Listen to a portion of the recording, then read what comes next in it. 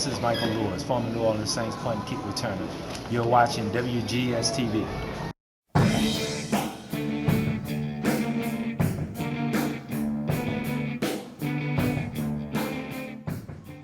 Hello everyone, welcome to another installment of WGS-TV right here on YouTube.com/WrestleGamer and ZFX-TV. I'm the WrestleGamer. Double B Believer Joe. Got a few people to introduce you to. First off, he is the Studly Man, Ashley. Ashley, how you doing? A horse is a kind of fruit. Okay, as we, my mind already hurts with that one. Let me introduce the host of Hardcore Wrestling Radio, which can be heard exclusively on Spreaker.com/HWR Media and YouTube.com/HWR Show. It's the shining ass, Rick Starr. Rick, how you doing? Hey, I'm doing all right, Billy. Thank you for having me. And from YouTube.com/Lance Moss TV, he is the incomparable Lance Moss. Lance, how you doing? I'm doing good, man. Thanks for having me. And ladies and gentlemen, we have two Instagib game show gurus with us. First off, James from the Big Easy is here. James, how you doing? That pretty much does. That's self-explanatory right there. And also, he's the Bay Area MVP, known as Will. Will, how you doing? We here at HWR Radio are no longer sponsoring Hardee's, Burger King, or anything associated with Vicky Guerrero, so thank God. And there goes the sponsorship for Horse of the Year show. And Will, I understand that you have brought a brand new guest here to WGS TV tonight. Yes, I did. Here we have Relic 94th. He is a sound mixer. He makes his beats from Chicago. Here he is, known as Liger. Liger, welcome to WGS TV. Thank you for having me. What's happening, people? All right, Billy, take it away. Well, we're going to be talking about Impact Wrestling for the week of June 13th, 2013. And we open up, as usual, on Impact Wrestling with Hulk Hogan come out. He's talking more about the Bound for Glory series, and especially the incidents that happened last week when he was holding up the hammer and he was getting ready to bash in Bully Ray's skull. But then he says there were a couple of guys who were kind of exempt from Bound for Glory. You know, you get an automatic buy into it, and that was last year's winner, Jeff Hardy. So Jeff Hardy's in the Bound for Glory series. Then Bobby Roode comes out and we started to cut a promo on each other, and you know what? And he say, you know what? This year, the first time I went 1 for 1. This year I'm going 2 for 2, and now Hulk Hogan. I don't know why they did this, but this is what they did. The next week is open fight night where you get to call out someone, and you know Jeff Hardy saying, you know what, I'm going to call out you. Bobby Roode saying, you know what, I'm going to call out you, and then I'm going to kick your ass. And then Hulk Hogan says, you know what, we're going to leave it up to the fans. The fans are going to vote online at ImpactWrestling.com all week long, and the winner of the vote gets to decide who comes out first and who calls out what. To me, honestly, that was just about 5 to 10 minutes of my life I will never get back. Never. 3 out of 5. I mean, seriously, there could have been a lot better ways, you know. Also, Bully Ray came out. He also made a claim that, you know, he wanted to know why there was nobody from the Aces and Eights in the Bound for Glory series. And Hulk Hogan said, you know what? Problem solved. You will have an Aces and Eights Battle Royal, and the winner of that Battle Royal will have the last remaining spot. So now factoring that back in, I'm gonna bump it up to 3.5 out of 5. But actually, the very first match on Impact Wrestling this week was a Bound for Glory qualifier in the form of a tag team. The tag team champions, Cowboy James Storm and Gunner, taking on Bad Influence, Kazarian, and Daniels. Yeah, actually an interesting little tag match here with the added stipulation that both members of the winning team would go through to the Bound for Glory series, leaving the other team struggling. And the way they pitched it as well, with Kazarian getting the pinfall and getting the win for his team, also pitches it towards the fact that Kazarian and Daniels now have a shot, arguably a shot at the tag champions, given that they beat them clean in a tag on tag match. So it's a good way to do that, and also, to be honest, having people like Kazarian and Daniels and other people that are in last week and other people that make it through tonight makes it probably one of the strongest Bound for Glory series we've had in years. So, match-wise, I'll give it a 3.5 out of 5. Rick, up next, for the first time in over 12 months, we see the return of Crimson to Impact Wrestling. First off, your thoughts and your reactions to the return of Crimson in the last 12 months. Yeah, it was actually, believe it or not, it was good to see him back. I was hoping that he was going to enter the Bound for Glory series. He did a really great promo at first. He said he was did a number. It was like 476 days or victories. I don't remember the exact number he did.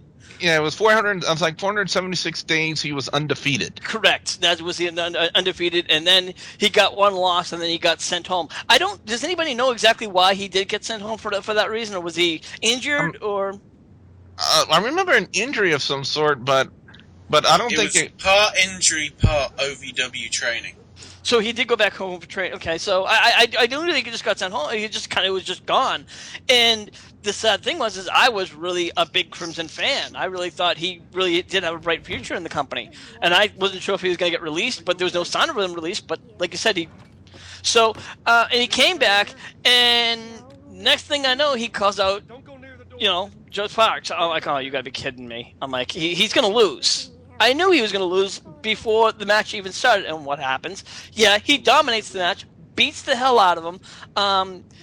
I thought what was going to happen was that he was going to beat him to a bloody pulp, and then he was going to get the Black Hole Slam to the 1, 2, 3, but that didn't even happen. He got the, a fluke roll-up, 1, 2, 3. I think we've all talked about this Parks gimmick, and we said that it kind of needs to go, but the fact that he came back and kind of got beat by Parks. What's that say for him? What do you guys think about this? It makes the match look like a joke in a sense. Now I maybe have to agree, absolutely. Yeah, but maybe if they would have went the route that you said, that having Park getting a little bloodied up and then just have him, Abyss Rage and give him the Black Hole Slam and dominantly pin him, then there would have been a different story. But the fact of the matter is you had Crimson dominate about 99% of the match, and Crimson makes one mistake, and Joseph Park rolls him up, schoolboys him, and gets the pin. Well, you know what? The thing is I'm almost, in a way, glad that happened that way, because if he had kind of, as you said, Abyss Raged him like that, I would have been like, oh, Jesus, it would have made him look even more like a joke. So it's kind of, it's a double-edged sword, so to speak. I still would have liked to have seen him just get a quick win and then maybe keep on beating him afterwards and then maybe do the Black Hole Slam, so that way it would have worked out better. But just to see him back, I was really good to see him. I have to give it maybe at least a 3. So, well, Lance, earlier tonight, Velvet Sky said that she had a gift for the new Knockouts champion in the form of Mickie James. So now Mickie James calls out Velvet Sky asking for the gift. Just what was the gift that Velvet Sky had for the Knockouts champion? It was Velvet Sky's medical clearance to compete again. Then, Mickie looks at it and says it was cleared for yesterday, but she's not going to be cleared for today, because then she goes after her knee and gets her in some weird submission hold. And then, that's about the end of the segment, basically. Yeah. Your score, and I gotta ask you this: a lot of people are actually glad to see the heel Psycho Mickie making a comeback in wrestling, especially in TNA. What are your thoughts about that? I kind of am, but I kind of see them trying to, because WWE has a crazy chick. They're probably trying to do the same deal, but a little different. But yeah, I like Mickie crazy because, I've said before, I'll say it again, I do like crazy chicks, so there you go. Your score on the segment? 3.5 out of 5. James, up next, we had a 4-way match for the Bound for Glory Series qualifier. We had Magnus taking on Kenny King, Rob Terry, and Matt Morgan. Yep. Fatal 4-Way Bound for Glory qualified series. Whoever wins this one will be in the Bound for Glory series, and basically this is all like a backboard match between all of them. But the ending was is that um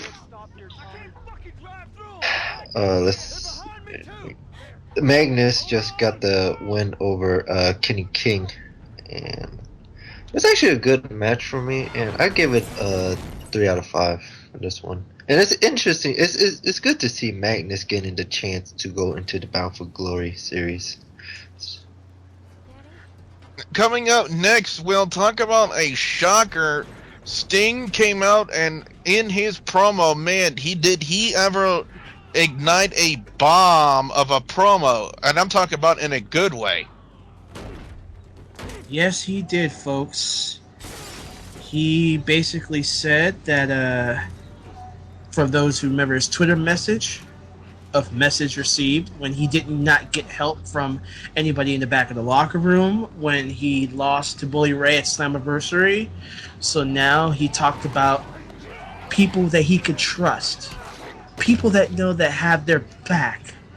And yes, folks, if you heard those words before, I'm talking about, yes, we are looking at the return of a stable known as the MEM, better known fitting as the Main Event Mafia.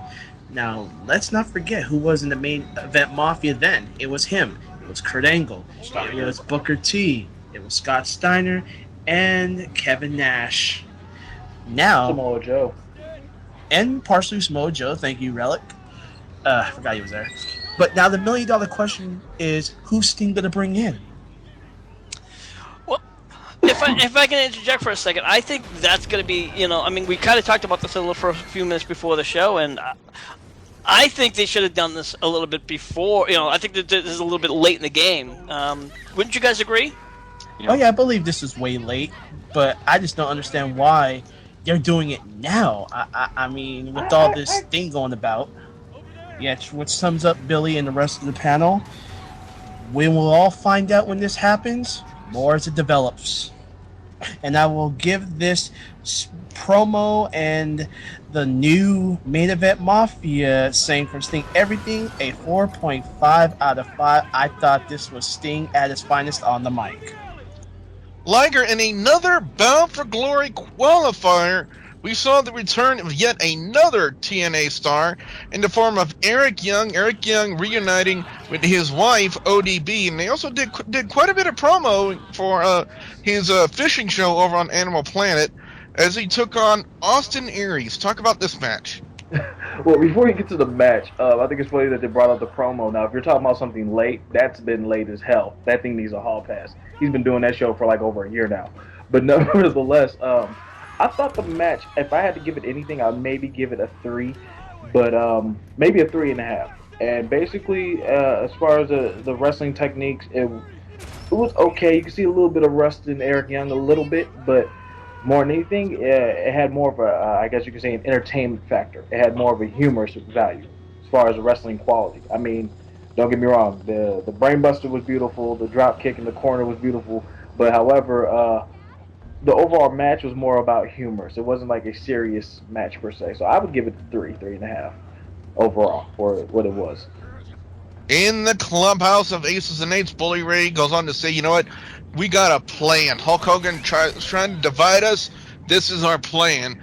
And then next thing you know, we're out in the ring. We see Mr. Anderson with Brisco, Doc, Nux, Garrett, Bischoff, and Devon all out there. And then next thing you know, Mr. Anderson starts to take center stage, and they started making a mock battle royal. I forget. I think it was Nux went out, Devon went out, and it was just all basically shoots and crap is what it was. It was Ace and Eights playing the crowd, and then we get down to Mr. Anderson and Doc. Mr. Anderson claiming he had magical fingers and he was going to whisk away Doc out of the ring. Doc said, not going to happen. Doc wanted to step up.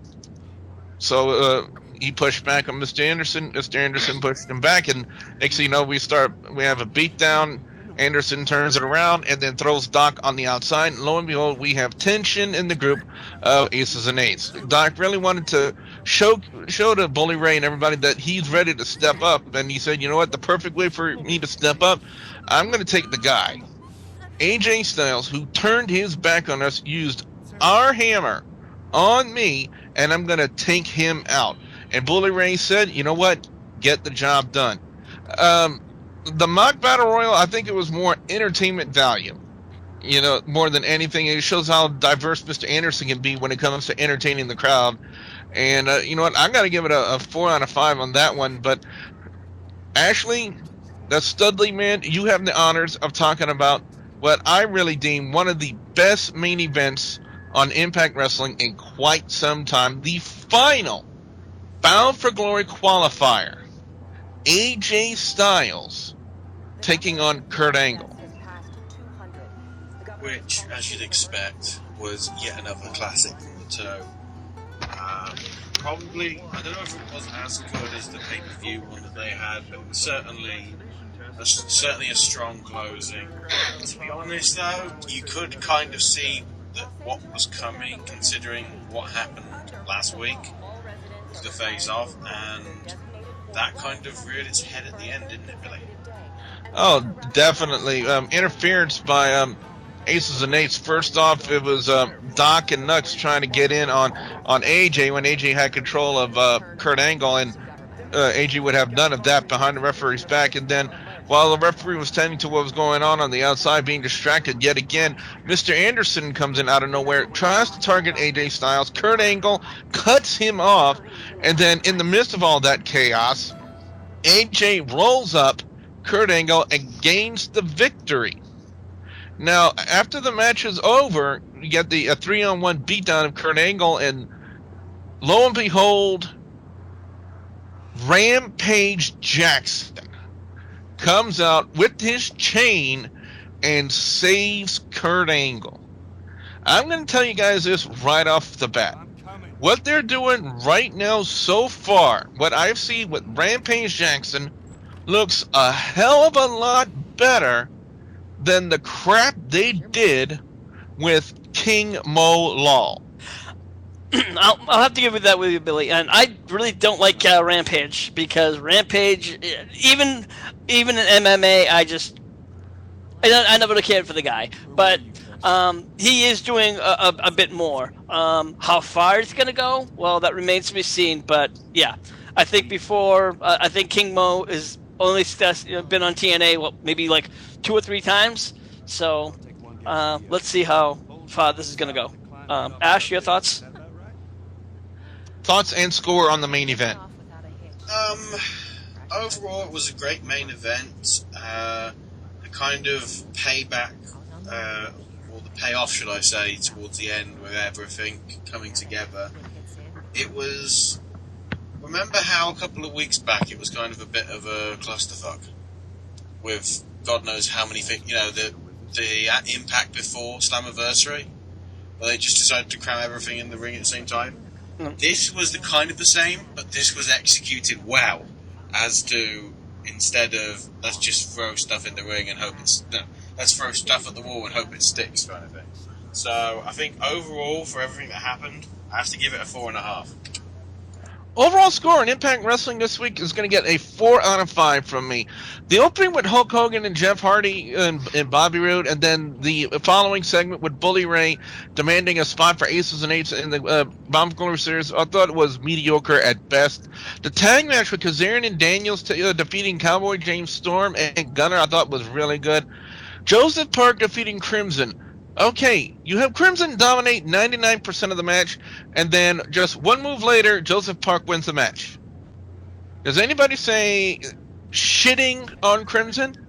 The Mickie James and Velvet Sky segment, again, just more and more evidence that, they're turning Mickie James heel, the Psycho Mickie is coming back, and with TNA having a lack of heel knockouts right now, they need Mickie James as a heel.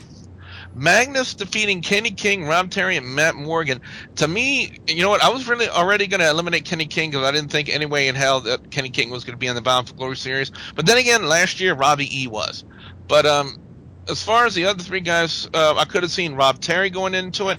I could have seen Matt Morgan going into it, but Magnus ends up getting the win. Sting dropping the bombshell that he is reforming a new main event mafia. What time will only tell just who will be going in that main event mafia. I can't wait to see how that turns out. Austin Aries and Eric Young. Thank God Eric Young didn't drop his drawers. That's all I'm going to say. Other than that, it was a decent match. Mr. Anderson winning the mock battle royal kind of showed that, a lot of people are wondering, when are we going to see some dissension in the ranks of Aces and Eights, and possibly maybe an ending to the storyline of Aces and Eights. We saw maybe a little bit of a taste of it, I believe a little bit of a hint of that with Doc and Mr. Anderson. And then the great main event, AJ Styles defeating Kurt Angle. Phenomenal match, considering it's the phenomenal one, AJ Styles. And then at the end, really surprised to see TNA using Rampage Jackson to come out and save Kurt Angle. I mean, where's this going to lead from here? I mean, are they going to put Rampage Jackson in the main event Mafia? Or are they going to put Kurt Angle back in the main event Mafia? I think only time will tell as far as that goes, ladies and gentlemen. So officially from me, the score is 4 out of 5. Ashley, what about you? Your overall score and thoughts? Somewhere between 3.5 and 4. I can't fully say where. Yes, you had strong bits like AJ and Kurt, and the kind of the tension of the Aces and Eights and the Rampage Jackson thing, and the Sting main event Mafia return, and the 4-way was actually pretty good in the tag match. But then the whole the Mickey Velvet Sky was also good, but the kind of waste of the start with the whole, Hogan makes the public pick on who calls who out, despite the fact that, what if it's a 50-50 vote? Do they both call both each other out? Do we get clones in or something? I don't know. The Crimson, what's his name? Joseph Park and Crimson thing was completely, I don't know. Aries and Young, really, not hugely interested. And I'm amazed that you didn't think, Billy, that Kenny King couldn't get in when you got Jay Bradley in. Well, I think Jay Bradley this year is last year's Robbie E. That's all I'm going to say about that in the Bound for Glory series. Don't even see I'd say this right now. Jay Bradley will probably only get 5 points. No, I am calling it now. And you can take this to the bank. AJ is winning Bound for Glory series and winning Bound for Glory. I see that happening. I can see that happening. On that note, let's go to the Shining Star, Rick Starr. Rick, your overall score and thoughts on Impact. Well, for one, I definitely have to agree with Ashley about the Bound for Glory series. No doubt would I agree that AJ Styles is going to win the BFG series. Yeah, I have to agree that the Hogan, the opening segment was a little bit weak, especially the way they kind of ended it. It didn't really, the ending segment and the opening segment didn't really have any sequence. It didn't have nothing to do with each other. You would have figured that Brooke Hogan would have came out and explained herself as to what happened last week. It just made no sense. But I'm guessing they're going to try to wait until maybe next week to, people forget about it. Who knows? The Joseph Parks Crimson match. Yeah, definitely that was kind of a shit on Crimson. Good to see him back though. And the Rampage Jackson thing, again, who knows? Sting, yep, good to see the MEM. Who knows? I still kind of get it got a good pop for a lot of people, but I still say a little late in the game. Overall score 4. Let's go to the incomparable Lance Moss and get his overall score and thoughts on Impact Wrestling. Overall thoughts, basically good and really enjoyable show. The whole starting with Hogan and Roode and Hardy, and then you get to the Parks Crimson again. The ending was crap, but then we get to the main event Mafia coming back and the last match. Awesome, in my opinion. And then you had the funny stuff with Aries and ODB and Young. Then the funny, or the mock battle Honestly, I give it all 4 out of 5. And let's go to James next. James, your overall score and thoughts on Impact. Let's see here. I didn't like the first segment. The tag team match for the qualifying was a good one. I didn't like the Crimson qualifying. The Mickie James heel. It's a heel. I feel like this was a heel turn for Mickey, and I think this is actually a good thing. I agree with y'all that this is what TNA really needs. Besides Gail Kim, who else is a heel? Gail Kim and maybe Tara. But who else is really a big heel in TNA for the knockouts? Oh man, I feel like I kind of saw that segment a little somewhere earlier. I don't know where, but some type of segment like that. But anyway, and decent fatal 4-way qualifying. It was shocking to hear that Sting wanted to bring up the main event Mafia again. I'm just curious who would be the good candidates to be in the Mafia.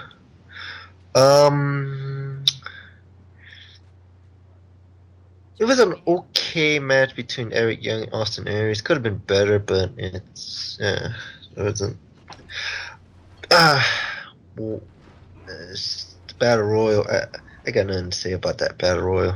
It sucked.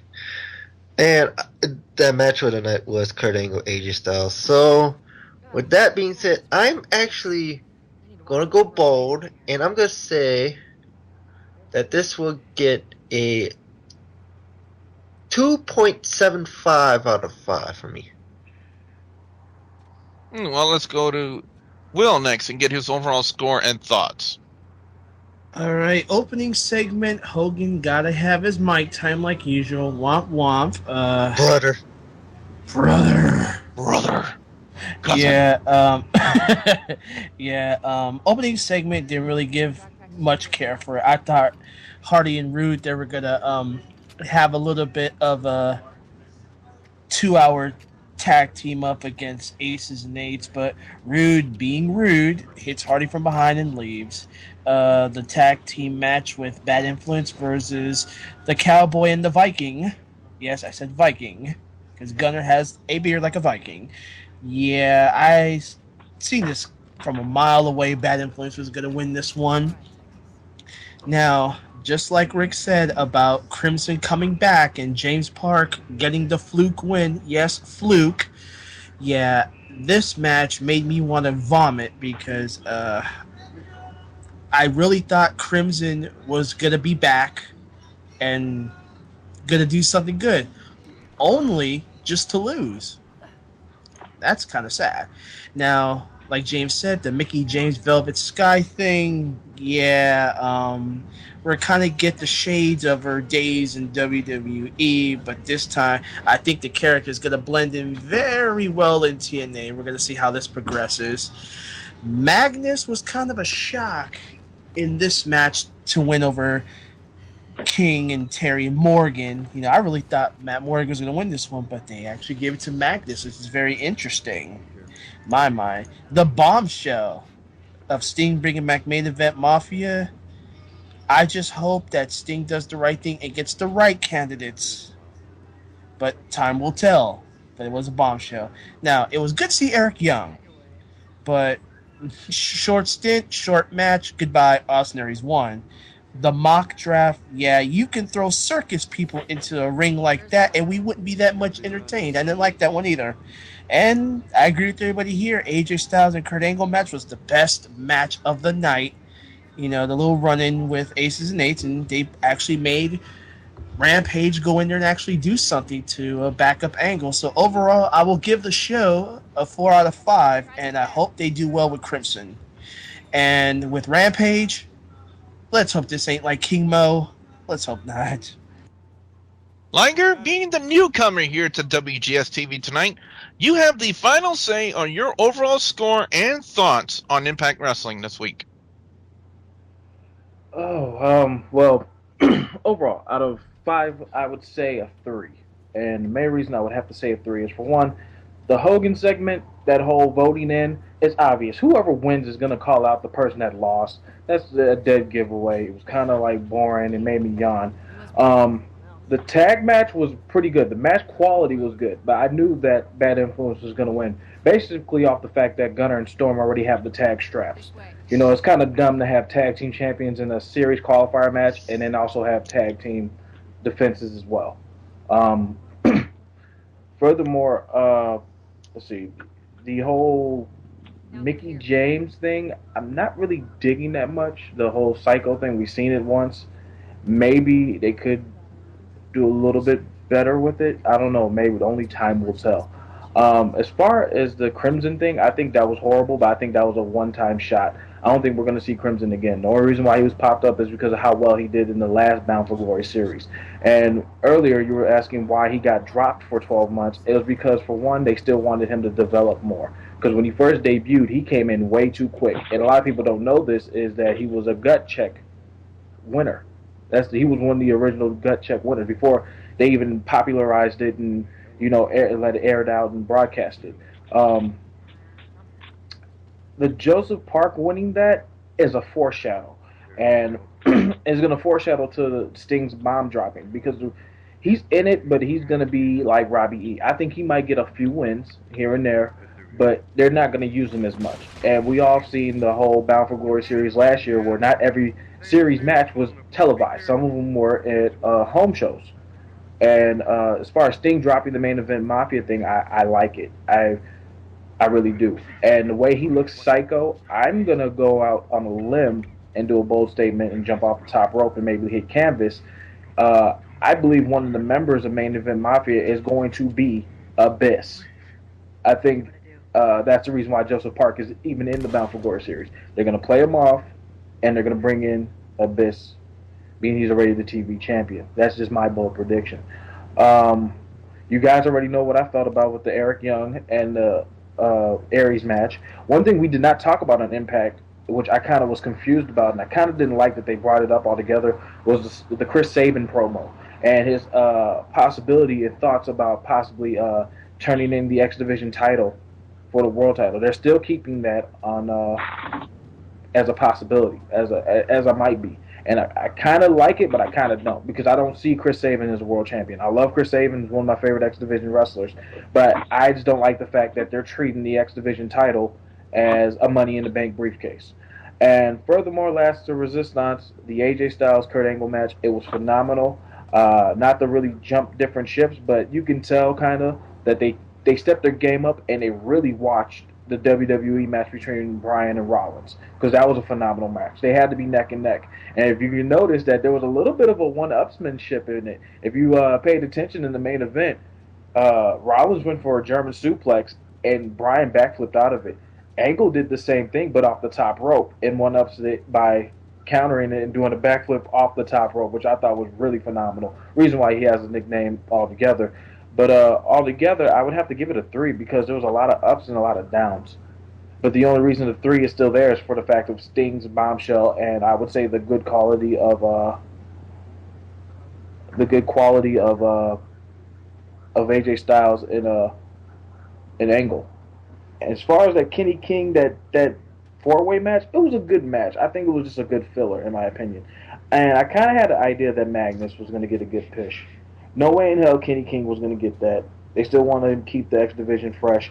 And Rob Terry, I just didn't see it. I really didn't see him in the Bound for Glory match. They needed someone that's kind of been promising and has been on a roll. And you can tell that they needed Magnus in order, because of how Magnus and Joe are in it. Aries and Roode are in it. So they need tag team matches for these so-called Bound for Glory series matches, so they can do point systems and skills and shit like that. So, but overall, like I said, it's a 3 stars, in my opinion. So what we want to know now from you guys out there, the viewers and subscribers, your thoughts on Impact Wrestling this week. Make sure you put your comments in the comment section below. Don't forget to like and favorite this video. Rick, where can fans check you out on HWR? Of course, they can always find me on my Facebook page. That's facebook.com/Hardcore Wrestling Radio. And if you ever want to listen to any of our HWR shows, you can find us on Spreaker.com/HWR Media. Lance, what can fans expect to see when they visit your channel over on youtube.com/LanceMossTV? Wrestling reviews, album reviews, NASCAR reviews, and whatever else pops in my head. We have two Instagib game show gurus in the form of Will and James. Guys, what you got coming up? We got coming up is this Saturday. We are going to have our payback prediction show on VaughnLive.tv at my room or in Fat Boy's room. Still debating that right now. MVP, what time is it going to be? Let's try to make it in early in the afternoon as possible. So, about 3 my time? Yeah. That'll be 1 o'clock Pacific time, 3 o'clock Louisiana time, and 4 o'clock on the East Coast, so you guys know the timing. Also, fans, don't forget to please subscribe to youtube.com/WrestleGamer and youtube.com/ZepXTV Network. So, for the Studley Man Ashley, the Illuminous One, the Shining Star Rick Star, the Incomparable Lance Moss from Lance Moss TV, are two Instagib game show gurus, James from the Big Easy and the Bay Area MVP, known as Will, and our new friend Liger here on WGS-TV. I'm the Wrestle Gamer, Double B Billy Boudreaux, saying thank you very much for watching. We also like to remind everyone that Gulf Coast Wrestling presents the Rock and Roll House Weekend with our very special guests, Ricky Morton and Robert Gibson of the Rock and Roll Express. Friday, June 28th at the Station Bar and Grill in Broussard, Louisiana. Saturday, June 29th at the KC Hall in Plaquemine, Louisiana. And Sunday, June 30th at the American Legion Hall in Abbeville, Louisiana. For more information, please call area code 337-251-0546 or visit gcw-gulfcoastwrestling.com. So, first we had the man that is King Mo, and now we've got apparently Rampage Jackson. Who's next? Brock Lesnar? Oh, wait. Wrong promotion. MMA just needs to. Stoke answers.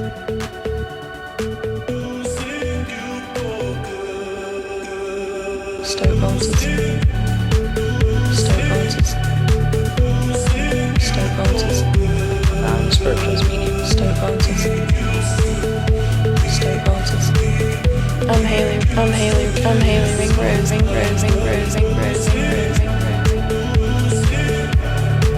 Stoke answers. My name's Andrew Weatherall. Spiritual speaking. Stoke answers.